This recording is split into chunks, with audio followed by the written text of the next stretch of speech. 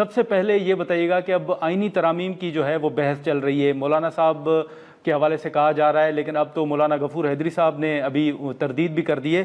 لیکن یہ جو مولانا صاحب کو حکومت نے انگیج کیا ہے یا زرداری صاحب نے ملاقات کی ہے، آپ کو کیا لگتا ہے، آپ کا تجربہ کیا کہتا ہے کہ مولانا صاحب پی ٹی آئی کے ساتھ کھڑے رہیں گے یا آنے والے دنوں میں وہ حکومت کا ساتھ دیں گے؟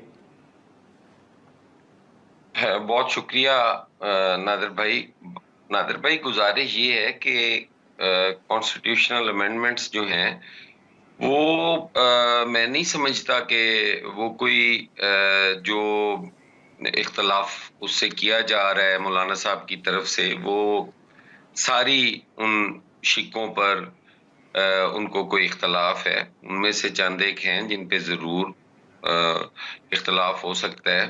تو یہ ساری چیزیں تو اس وقت فائنل ہوتی ہیں جب مسودہ آ جائے اور اس پہ کوئی ڈیبیٹ ہو، بات چیت ہو۔ اس میں سے جو آئینی عدالت ہے اس پہ پاکستان پیپلز پارٹی یہ چاہتی ہے کہ یہ ہمارا آج کا مطالبہ نہیں ہے، یہ بڑا پرانا مطالبہ ہے، سی او ڈی کے اندر بھی یہ تھا اور نہیں ہو سکا۔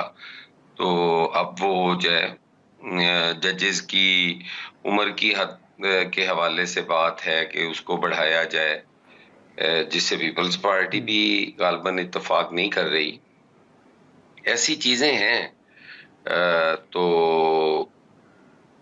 مولانا صاحب میرے خیال ہے پارشلی ان پہ وہ بالآخر اعتماد کریں گے اور آئیں گے، ساتھ بھی دیں گے۔